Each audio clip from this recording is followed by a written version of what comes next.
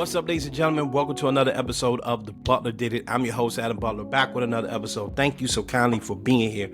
Okay, listen, I really think I should have just did this as a live stream. I wish I'd have done this as a live stream, but it's okay. It's pre-recorded.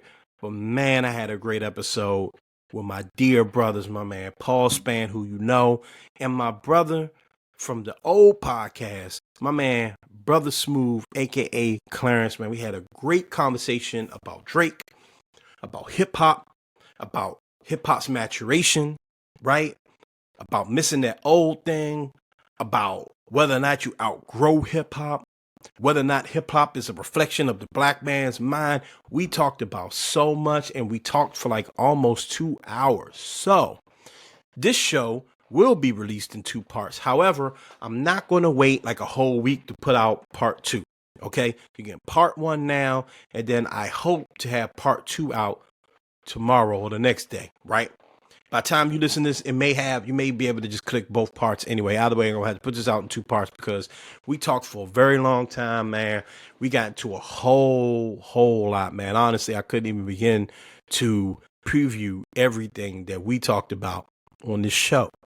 Just know it was good. So without further ado, my man Paul Spann and my man Brother Smooth coming up.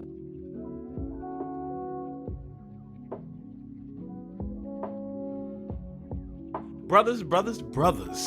Yo. How y'all feeling, man? I don't got no complaints. All right, man. First and foremost, Paul Spann, what up? Man, I'm coolin', brother. How are you? Doing good, man. Welcome back to the show. All day. You know what it is. Glad to be here. Yeah, man. Welcome to the show. Yeah. My dear Brother Smooth, aka Clarence. Yeah. What up? Hello, family. What's going on?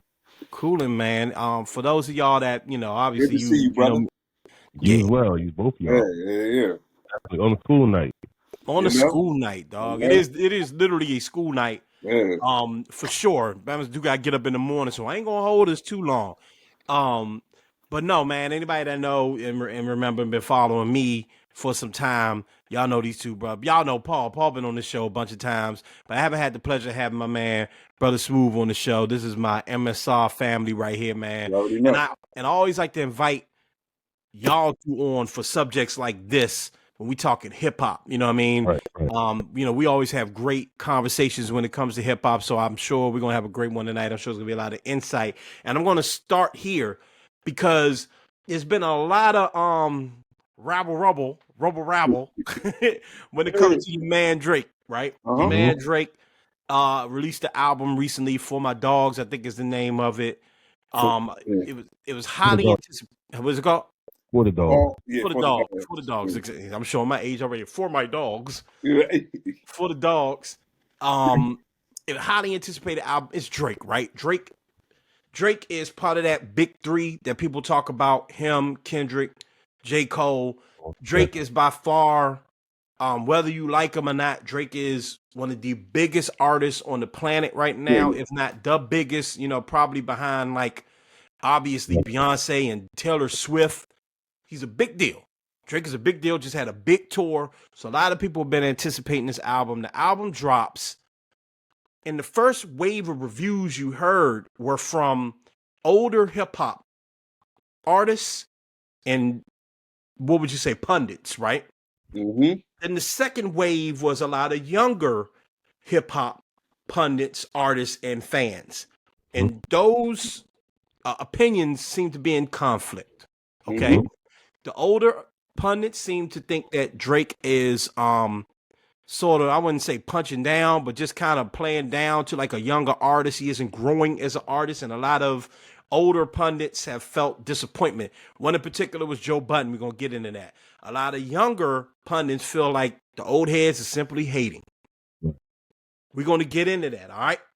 First, let me ask Paul, because Paul actually listened to the Drake album.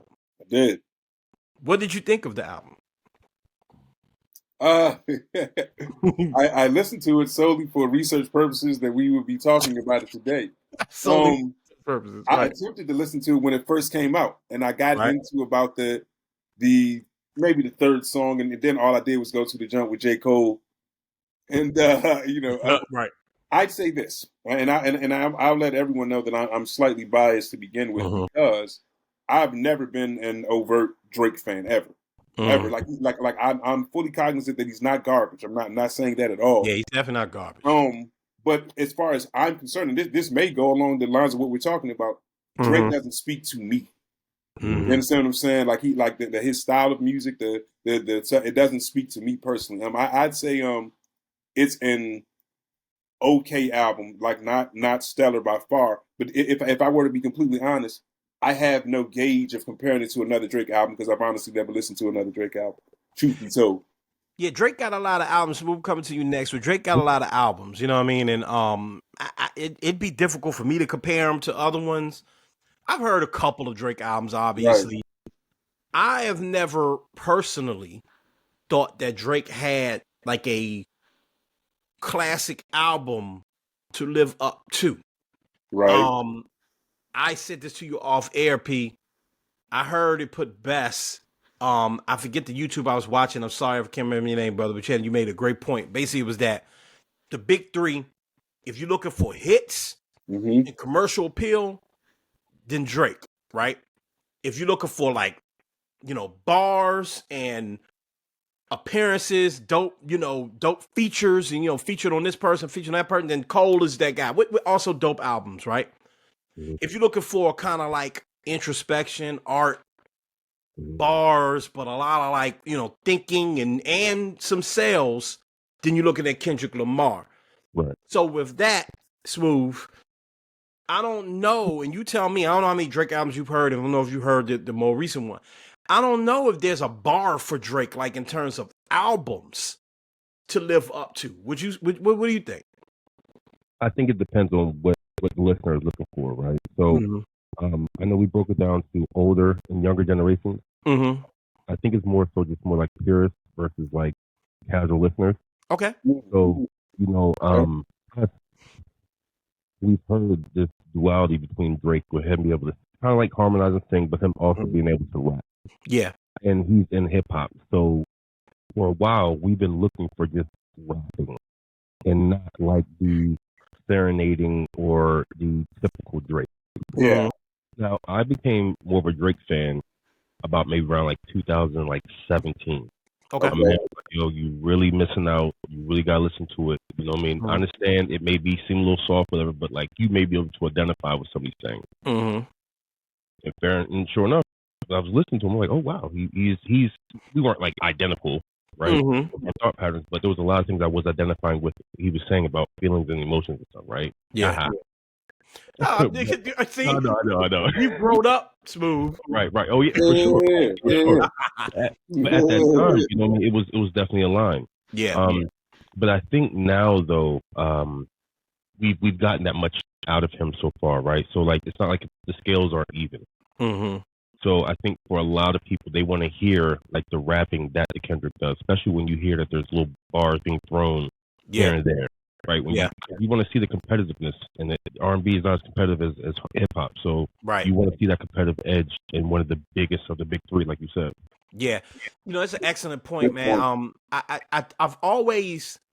I've never been a big Drake fan either. I mean, I like I like when he first came out, So Far So Gone and all that. I was actually huge. I was really into Drake at that point, but I think it was more the singing that kind of threw me off. And I'm an R&B guy, but I just don't think he sounds that great when he sings. But I have always acknowledged that Drake is a great songwriter and a dope artist.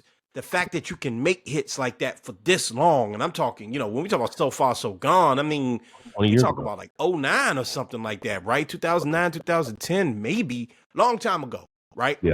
So he's been at it for a minute. But what I've always found interesting about Drake is like Drake had like this Teflon, and this brings me to this conversation that's happening where like someone dared to critique Drake. And now a group of people are, seem to be upset about the fact that someone said, hey, I'm not loving this Drake album. I'm not loving where he is as an artist, right? The reason why the conversation irritates me is because it reminds me of the Pusha T beef. And I told my man this. There's no beating Drake because no one wants Drake to lose, right? knowing if you don't want him to go away because you need him, like you want him there for a specific reason because he offers something specific to you. And Drake also taps into an audience that a lot of MCs weren't able to tap into full time. The only one that really was able to do it, in my humble opinion, was like LL Cool J was able to tap into the ladies on a consistent basis, right? And kind of play both sides of the aisle. Well, a lot of the ladies were like, we love Drake. I don't care what Pusha T had to say. The things that would work on a normal rapper and end him, you ain't taking care of your kid, you don't write your raps, you don't do this, you don't do that, would end any other rapper. The lady stood tall, what was that, 2017, 2018, whatever that was, and was like, yeah whatever. Yeah. He's ours. He ain't going nowhere. Now it feels like because Drake has aligned himself smartly with Yachty and younger artists, right? Yachty's not really a young artist no more, but younger sounding artists. It's still to young people though. Right. I think that we're not able to have a honest conversation about him as an artist because there's so many people going, I'm just team Drake, and that's really indicative to how things go just across the board nowadays. Right. Anything these days, you can't have a conversation about anything because I'm team this, you're team that. Real quick, the show, Paul, that you and I did recently about Trump, people were furious, flabbergasted out this. You know what I'm saying? Because it's like I'm team this, you're team. Oh shoot, sorry, I gotta pause that. I keep hitting my microphone. Hey, take it easy. You know what I'm saying? Hey. I'm actually going to leave that in. No, I'm team this, you're team that. Right. And that's why I think like this conversation, I feel like it's okay to say this artist isn't, it's been cool to get this for a long time, but this artist isn't growing. I feel like we had that conversation about Jay-Z circa Blueprint 3. You know what I'm saying? Then Jay started experimenting. Magna Carta, which got him to 444, basically, which got him to a new, like Magna Carta didn't really work per se, but you could see it opened up the door for new things. It opened up the door for you to be able to have a different listening ear to Jay-Z. I think also Magna Carta was a little like bastardized and muddy because it came with that Samsung like feel. So I feel like that kind of the appeal to what it was. It could have put a little bit of nastiness on it, but it also could have hyped it a little bit, right? But I think we can't leave that piece out because he was one of the first rappers to do it. Yeah, right. And that does influence how we kind of consume or how we embrace the music. But I do agree with you. Like his style matured at that point. So, even the producers that he had on the album were in the same age group, and they all kind of grew up in the industry together. Yeah. So it was kind of like the band getting back together. Yeah.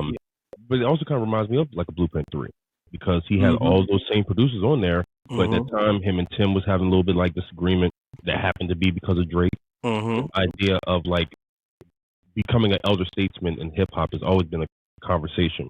And I think with Drake being one of the bigger figures, we're used to other MCs actually being like the forefront of that conversation. So when we have like this multi-dimensional or layered artist that's able to do both and not really satisfy everybody throughout the time, we're gonna say it sounds the same. Like the music sounds the same. You know what I mean? The music, it sounds the same. It sounds like it's the exact same experience, audio experience that we've been getting for the past 10 to 15 years. I'll say this. It's not like, obviously, I completely respect artistry. So I never like to come on and just bash people. I never like to do that because it takes a certain thing to even be an artist, right? Right. However, I don't think it's out of the realm to say what speaks to you, and to say that, and to even want someone to maybe not want, even expect someone to slightly mature with their music. You know what I'm saying? Like it makes certain things more relatable. And honestly, you don't have the exact same damn sound. No, of course, and I think that's you both make like excellent points. Like I want to go back to what Smooth was saying real quick because you all right. Like we forget about some of this stuff, and that was actually a part of the conversation that came up. Ebro mentioned Jay-Z, right? When Joe Budden made his comment about not, like, basically saying Drake hasn't grown, he 36 or whatever old he is, stop hanging around these kids. Joe went on this long tirade. They got into a beef about it. You know, if you listen to this show, you know what happened between Joe Budden and Drake. Like, you know, right? But people started commenting on it, and one of the people that commented on it was Ebro. And Ebro mentioned that, yes, he feels Drake should grow. However, he thought it was kind of silly to expect him at this age to be like this, you know, to just like make this total switch up. And he mentioned Jay-Z at 36 and what Jay-Z was rapping about at 36. And I guess the equivalent for Jay-Z, because what Jay-Z is 50. So maybe 36 isn't fair for Drake to compare Jay-Z. But, you know, when Jay-Z was at this point of his career. If we're fair, yeah, the mid to late 30s are basically your 40s. Right?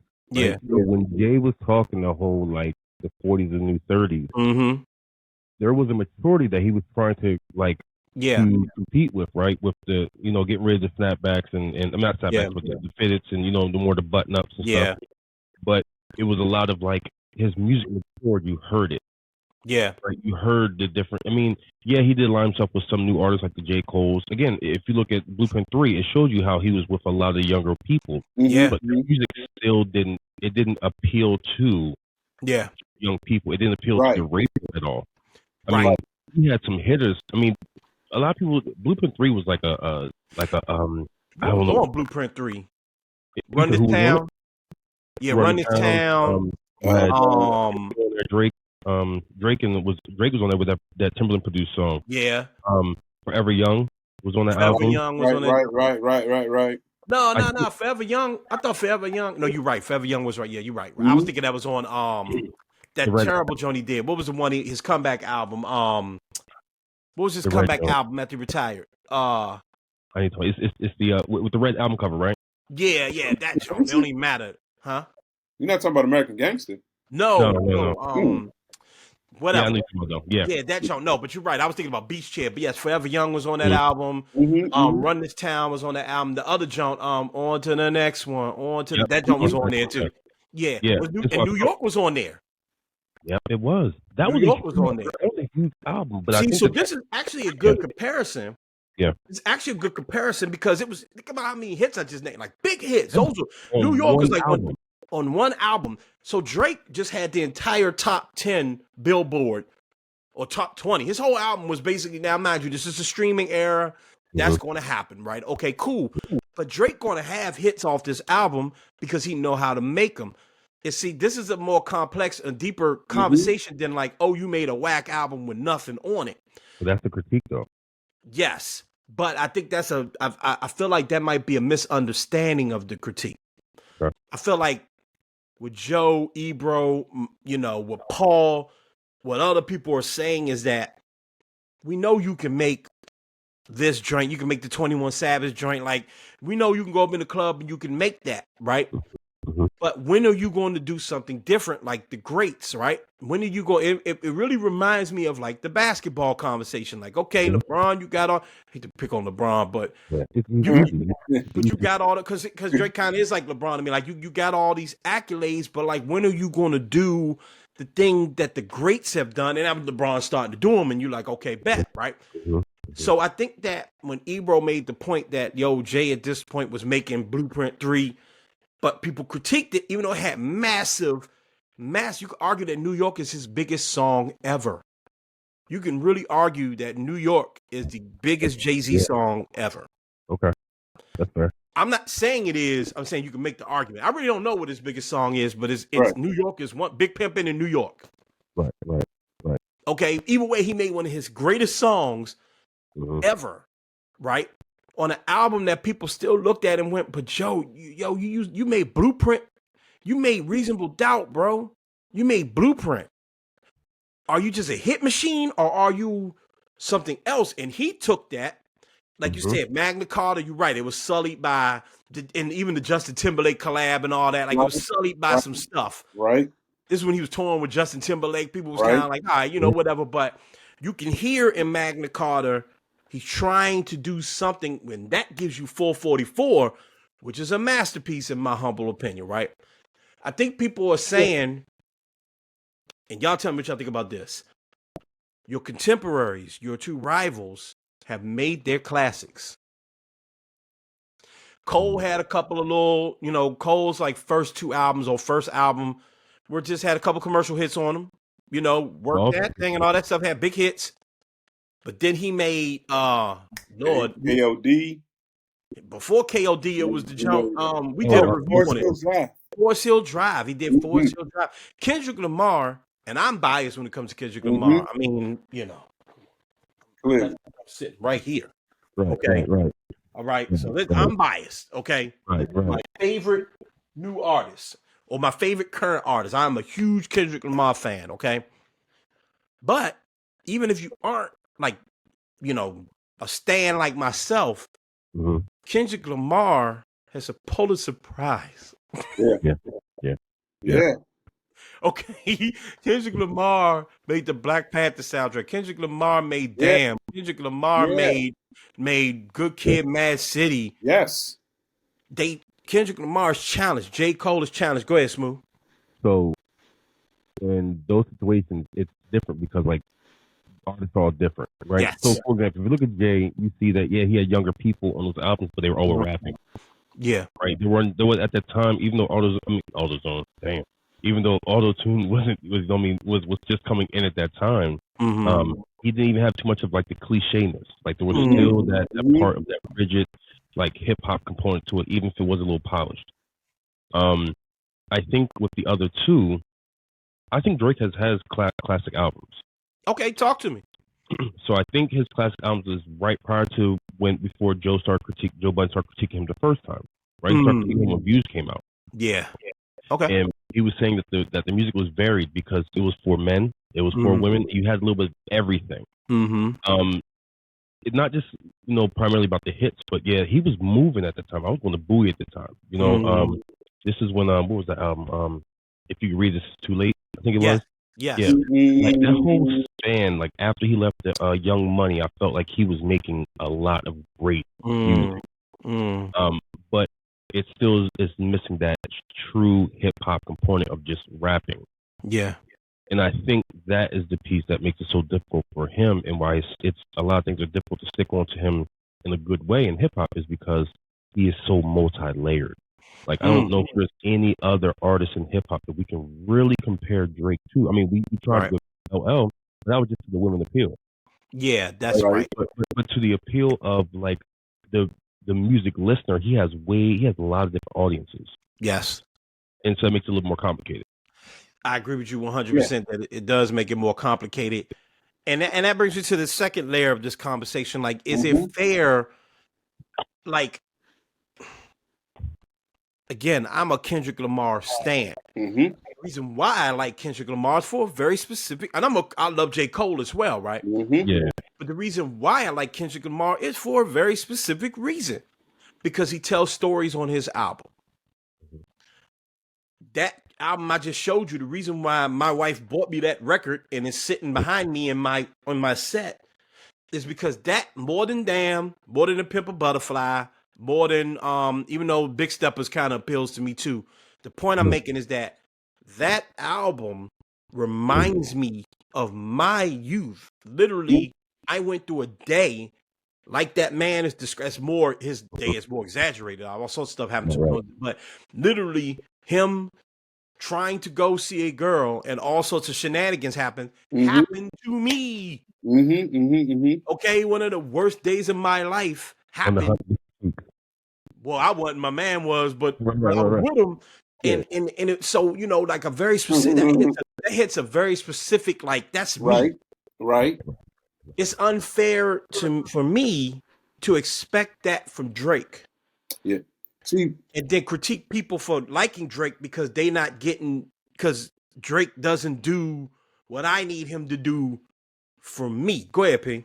And both great points. And you're correct in that. Here's the thing. Just because something doesn't work for one listener, it's not on me to tell younger people what they should be listening to. Right. You understand what I'm saying? I want to talk about that later too. Yeah. It's for whatever element the consumer that you like. Understand something. If what you were talking about, if we get off of this team this and team that thing. And there are multiple layers of hip hop. Yeah. Nas just made 19 albums in the past 3 years. And and some of his best work of his life. You understand what I'm saying? I want to get to that as well, but yes, please, yeah. So like I said, it's not for me to like, I can expect a certain thing of what I want to listen to.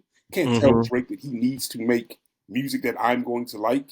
Right. You understand what I'm saying? Like, firstly, I think that so much of that young people element has to do with the fact that record labels want sales to begin with.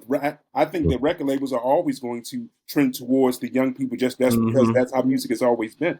Yeah. So for those people, for those of us that love hip hop, we just need to grow and evolve and listen to the things that we like and have open-ended conversations, like having these this should be this way and that should be that way. You guys are out of your mind. It's in my personal opinion, it sets hip hop back a little bit.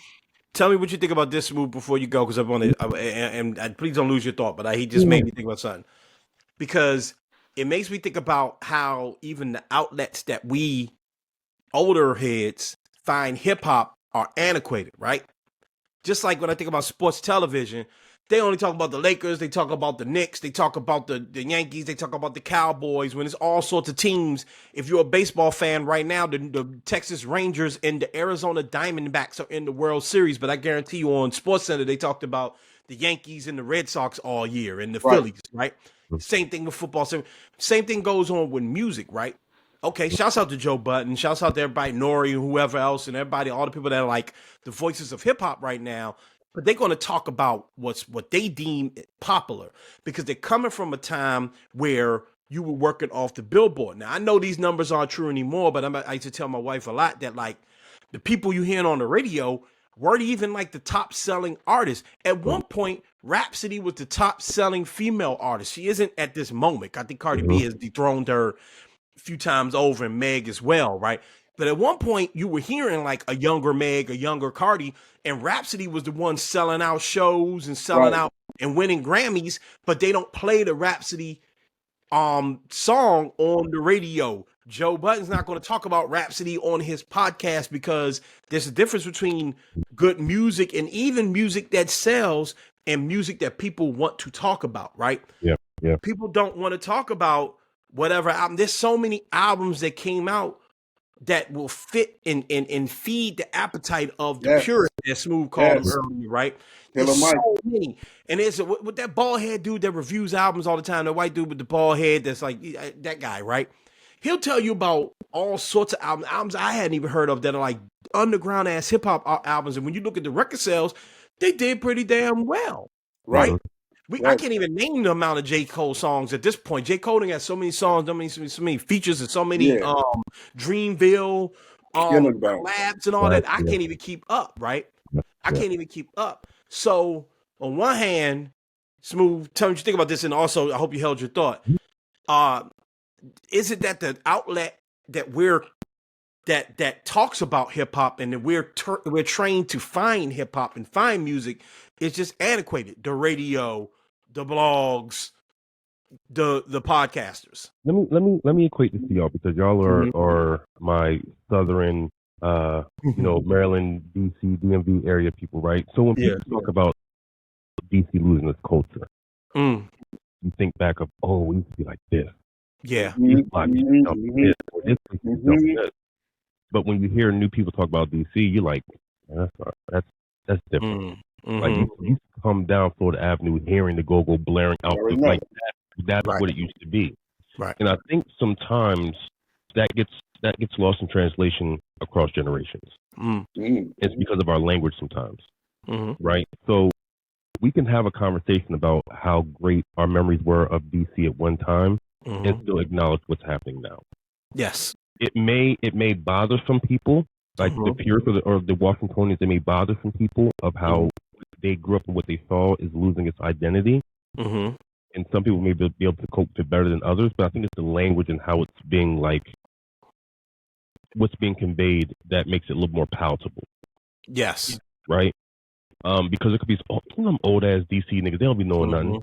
Right? But it's like, nah, they lived through so many different City is. Like when people talk about Chocolate City, that's just something that I can't fathom because I'm not from this area, right? Right. But if I come in talking at New DC Talk, y'all may have y'all brows kind of frowned up at me. And I think sometimes that's what we all have to realize when we have these conversations is that, where the critique or where even like where it's coming from. People think right now criticism comes from this negative place all the time. Right. Sometimes it comes from a place of care. Exactly. Or like I was going down that road, or I was going down that route, and I wasn't cognizant of this down the road. You know what I mean? So maybe think about that. I mean, yeah, there's a whole bunch of generation conversation, but I do think a lot of it does come down to like our ideas of what something we hold near and dear to our hearts, what it looks like and how it's being cared about. Down the road. And I think that's where the disconnect comes in. So that's what I was going to mention. So to answer your question, I think it's layered, but I think a lot of it's language. Language and how we kind of explain things, because critique doesn't necessarily have to be negative. Because honestly, a lot of people agreed with Joe Budden. It was very interesting. Right? Because he's been used like this the voice of like, who cares? He's just a hater. But a lot of people who have been listening to music and hip hop for quite some time can be able to say, look at different artists like the Rakims and the LL. Well, LL has it kind of like fall back, right? There's only but so much the machine can push. And so that was one point I was going to make. Yo, P, real fast. Sorry, and hold your thought. He says something I think is so on point, because when I think about, and I think a lot of people in our generation, especially the older generations, we have been so hung up on the idea that hip hop is competition. Right. That there's a winner and a loser in hip hop, right? Right. You got a top dog, and then that person comes and knocks that person off, and this, that, and another. And the Southern artists kind of brought in change on that one 20 years ago. A lot of times the Southern, you had your little Jeezys and T.I. beefs or whatever, but a lot of them beefs was real. Like, they weren't like, no, I mess with you on record. A lot of them, like that Jeezy Gucci Man thing was real live business, right? Okay, so a lot of that, was different. But, but for the most part, when the Southern rappers became the mainstream rap, a lot of them was like, yo, that's my man. We record together. And a lot of New York dudes and a lot of East Coast dudes were, and even some West Coast dudes were really confused by that. I think about one of my all-time favorite groups, Bone Thugs, and when they were on Versus, right? And how that thing went left.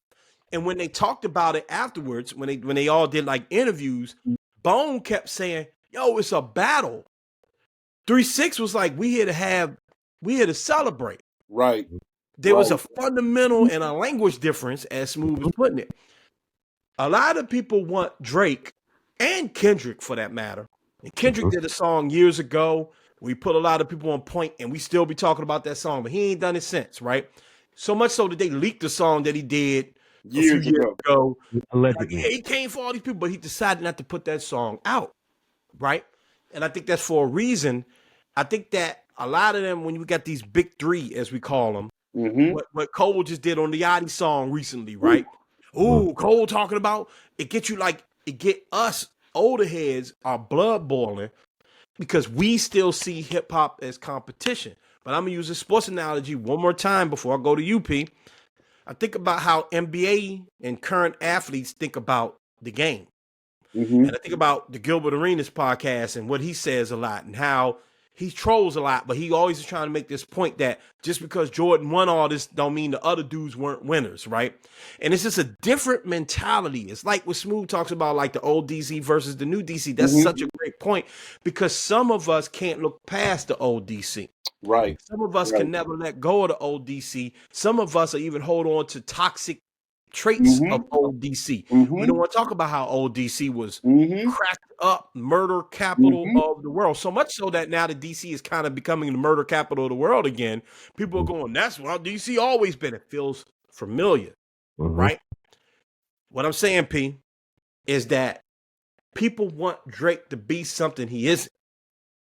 The thing that sometimes irritates me about Drake is that he kind of toes the line and supposed to pretend like he's that thing. He fake like, and I think a lot of people, I heard Joe say this, the title of the album and what he thought Drake was going to be on. He kind of thought Drake was going to be putting some people in their place. He kept mentioning how Cole mopped him on his own record. How could he let that happen?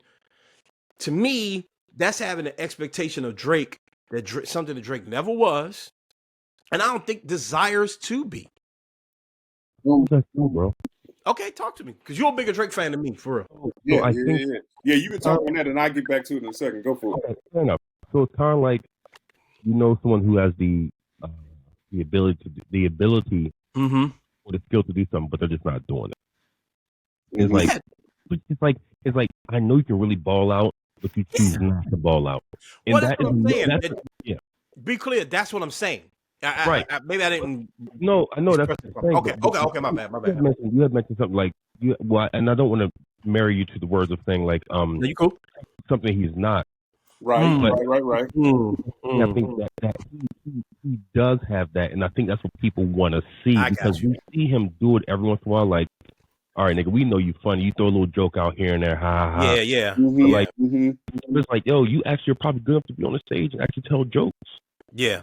Right. And it's like sometimes that potential in you from an artist standpoint, it's like we know what you can do. Like, there's a reason why one of the greatest lyricists is even poking at you. Right. If he was a chump, he wouldn't think nothing of it. Yeah.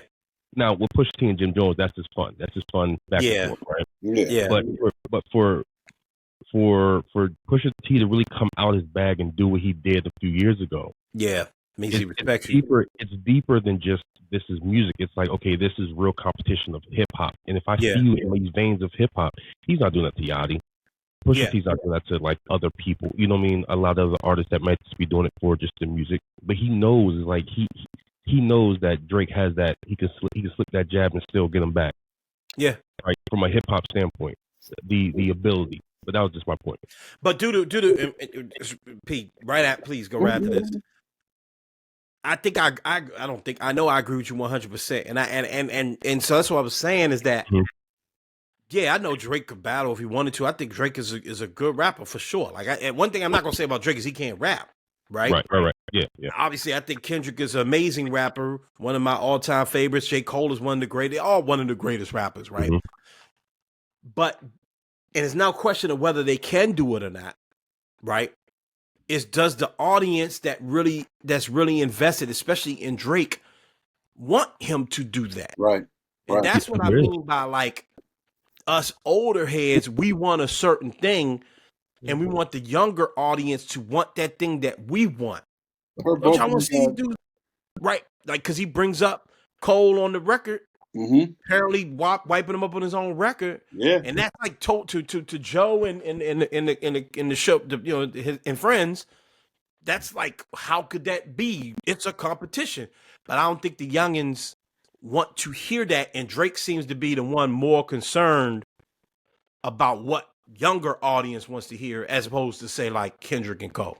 That may be guys' points. I think that there needs to be I personally think there needs to be more respect, and this is what I mean by that.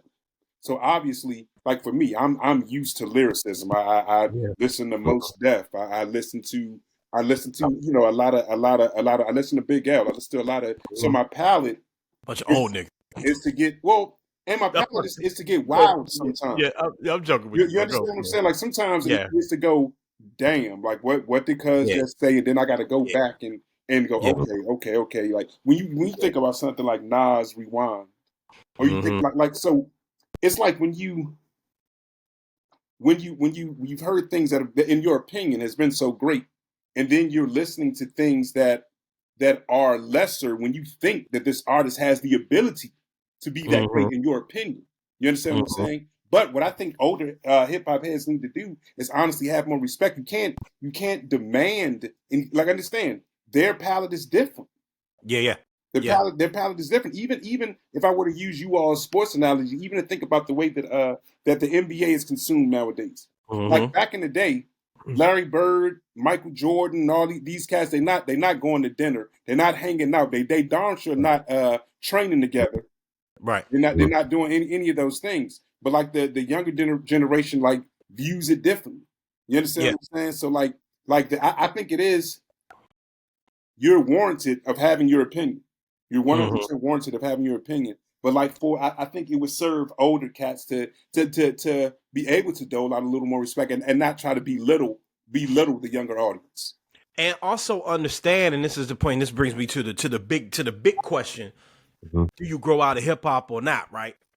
Because the conversation is turned into like, look, I saw Nadeska on Ebro and Nadeska have the show on Apple, and they were talking about, Nadeska was basically saying Drake should not make art music for someone like me. Talking about herself. I'm assuming Nadeska is like 34, 35 years old, right?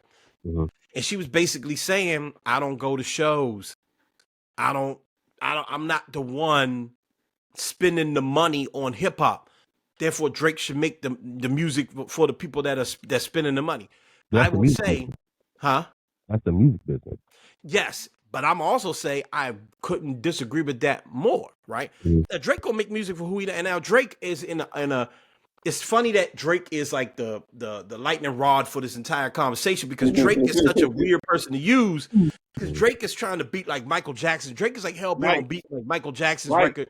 You're not going to get, but I do think that what I would say to Nadeska, what I would say to Andre 3000, who doesn't feel like he can make music because his son is a grown man now and he's got a hang up, is what Nas said. Nas has been doing his best work. Tell me last time you heard a Nas song on the radio. I don't listen to radio, so yeah. Right. They don't come on the radio. Listen, I still got friends that work over at KISS. Me and my wife listen to Magic in the morning when we ride into work together, listen to Russ Paul and all that. They don't play no Nas. Right. Hey, now, man, and I brought up, man, huh? You're telling yourself, your morning commute, when you listen to your morning commute talk, you lie about yourself. Look, I'll tell you a lot about it. Look, I ain't got a lot of control over it, but and I guess it do tell me a lot about myself. But why I bring up those two networks is because Magic in DC, for people that aren't in this area, is like the 30 and over station. Really, it's the 40 and over station, right? Yeah, it's the older station. That's one of them stations that play Luther Vandross, and it play like the new, the new Usher. Right. Yeah. You know what I'm saying? Like it's an older station for older audience. Right. They don't play no Nas. I'm not even mad. I'm not demanding that Donnie Simpson play Nas. Okay. Or Russ Paul play Nas. But Nas, every time he drop an album, one of those King's Disease joints or the other series he has, right? Magic. Magic, thank you. The King, I think this is like the third King's Disease, right? Or fourth?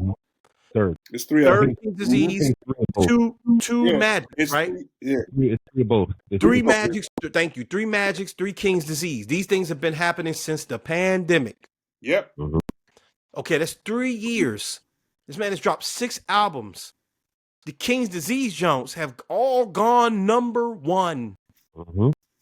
He has won Grammy after Grammy, award after award. Nas has been releasing, for those of you who don't know, and I'm saying this for a reason, Nas has been releasing his best work. Old Head. And selling out shows, by the way. Listen to me. Old Head. You ain't got to worry about Illmatic no more. You don't. What I'm trying to say to you is that the answer to your question, the thing you're frustrated about, is happening. Method Man be putting out albums. Busta Rhymes is about to put out an album, and Timbaland, Swizz Beatz, and Pharrell are executive producing it. His last album was amazing. I do believe it took him some time because some of the songs did sound a little dated when it came out. It was a complete. I mean, I think Busta is a really underrated artist when it comes to albums. Like, use of albums. You know, When Disaster Strikes is one of my favorite albums of. Still is. Right. Yeah. Yeah. You know what I mean? Go ahead, my phone. No. You good? No, I was. Yeah. My allergies, bro. I was catching my breath a little bit. No, you 100% right though. Like, and that even is to a point, right? Like, if you want to hear what you used to hear, Busta Rhymes gave you ELE2. That sound like some shit he would have put out in the 90s. If you want to hear artists grow, Nas has been giving you Period. new. Period. Right? If you need a younger artist, go into the Dreamville camp and find one. JID. Okay, if you need a female, if you don't want to hear Megan twerk and Cardi talk about this, there's all sorts of young girls that are ripping it, killing it. Yeah. This artist from the South, dog. What's that boy? Crunk ain't dead. Crunk ain't dead. If you want to hear like classic Crunk, we got him. Deuce, whatever his name is. If you want to hear classic West Coast, they got artists like that. You could go, man. If you want to hear smart West Coast, you can listen to Vince Staples or someone like that. The music is out there. It's out there. Music out there. I think though, you have someone. It's kind of like people critique Beyonce, even right. Like when he was, he was a newly mom, growing up. There are people saying like, "Oh, he's kind of immature." Like, I've already been a grown woman. I've already been through these things. But she's giving her perspective of it, and I think sometimes we kind of have to just sit with that because we have to know sometimes artists like their personal lives may be a little delayed because of all that's going on that we may be going through that we may experience before, but because they have all the cameras in face X, Y, and Z, or maybe it's just wasn't time for them to express it, or for them to be able to actually come across and be able to express it well enough. Yeah. But yeah, I mean, I remember when Destiny Child came out with like in my T-shirt. Yeah. That was in like 2003. Right. Yeah. Like girls always looking at my man T-shirt. Right. And that's what I'm saying. No, I'm sorry, brother. Go ahead. No, I was just saying. So it's kind of like I think that when you are like a huge artist, the critique actually may be valid, but it's going to sometimes seem like it's invalid because of how big the artist is. Yes. And to the fans of that artist, right? Like, okay, Kendrick Lamar, Stan again. Big Steppers, love the album, but Big Steppers doesn't have like a single on it, right? Big Steppers got KN95. To me, that's like the one jump that's like okay.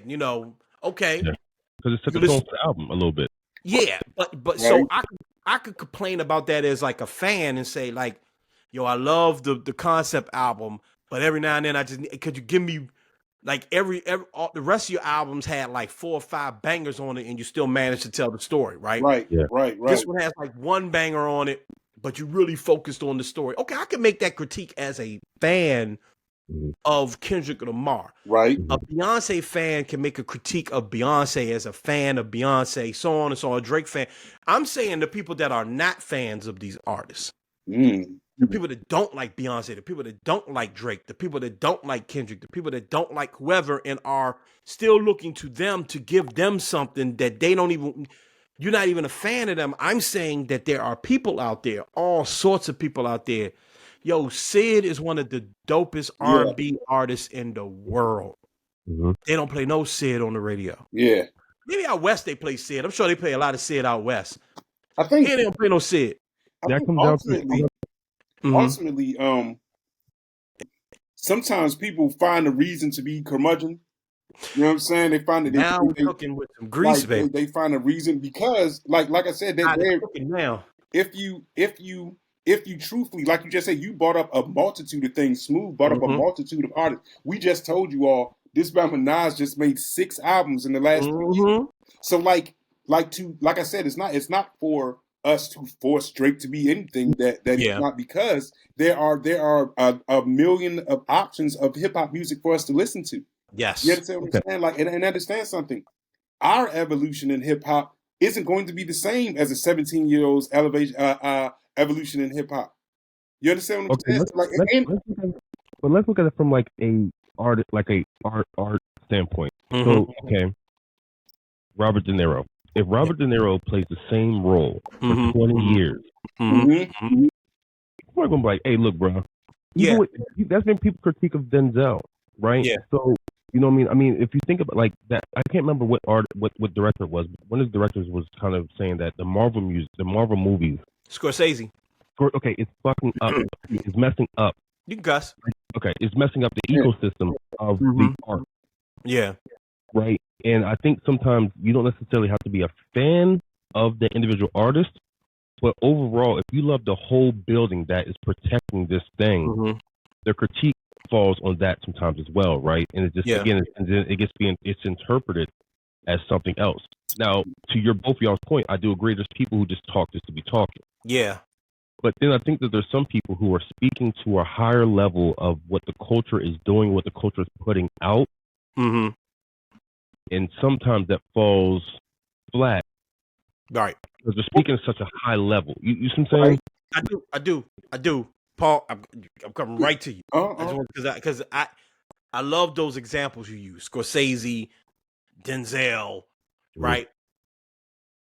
See, that's why I've been careful to even critique Drake in this conversation, because I don't listen to Drake like that.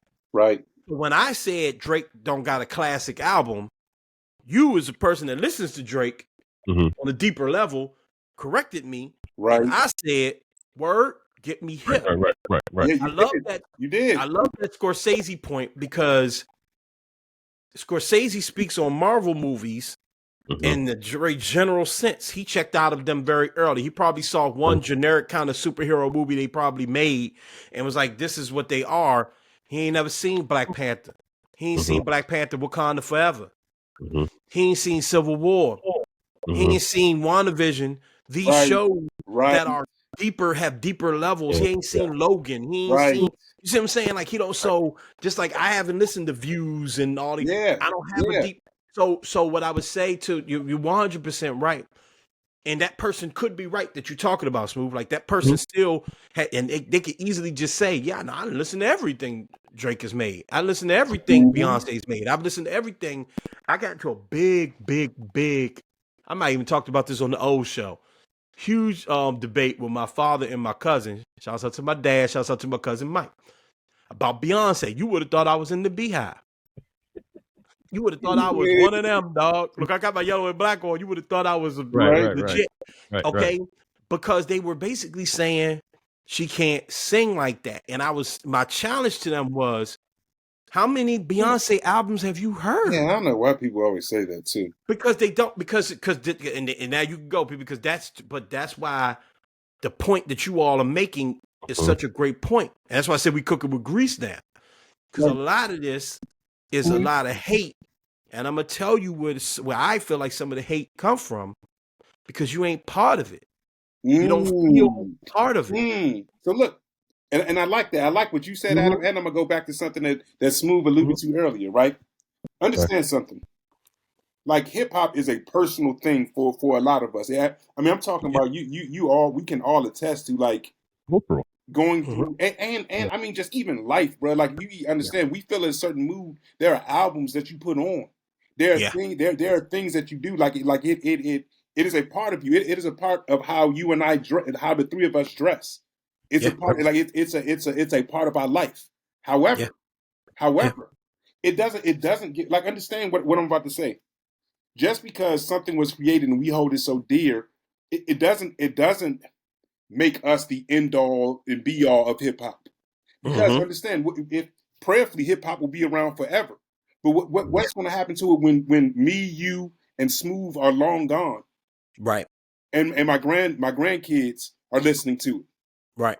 I think that's where the angst is coming from. You see what I'm saying? A lot of angst is coming from. It's coming from, like, well, when our kids, Paul, when your grandkids, right, when your grandchild is of our age, what are they listening to? Yeah. And how far were we distant from what we grew up on, right? The actual art form of it. And I think sometimes the hate comes out, the angst comes out as hate. Yeah.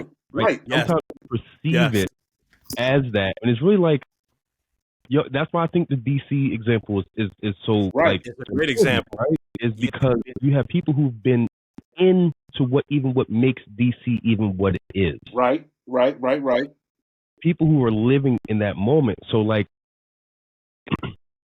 their perspective is kind of like, damn, like, it's still history. Right. You know, it's still a history that we kind of have to safeguard to a degree. I agree. Moving down the road. But I personally think we need to soften our stance in regard of like what something Adam said and how we communicate that. You understand what I'm saying? Because understand something. Firstly, and let's all not negate the fact that we are inundated in the social media era where even attention spans are a lot different.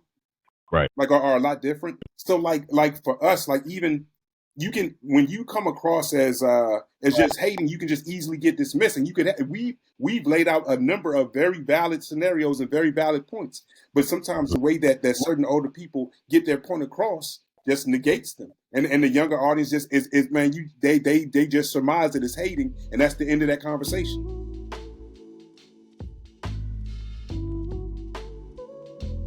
All right, ladies and gentlemen, thank you so much for tuning in to this later. All right, ladies and gentlemen, thank you so much for tuning in, man. I really appreciate you guys, man. What a great conversation. Thank you so much for just supporting the show. Again, man, part 2 coming soon. Keep it locked. Until then, remember, subscribe to this podcast. Subscribe to this podcast on all podcasting platforms. Subscribe right here on YouTube, okay? Click that bell, subscribe to the channel, cut on your notifications, and comment on the videos. That helps out with the algorithm and all of that stuff, man. Pause. Okay. All right. Remember, mind your mental health. Mind your mental health. It's super important, okay? Mind your mental health. Mind your physical health, all right? We're talking about aging, getting older, wanting to be here longer. All of those things came up in this conversation. You got to do that by minding your physical and mental health, okay? But more importantly, because this encompasses all of that, never forget and always continue to be great. I'm up out of here. Peace.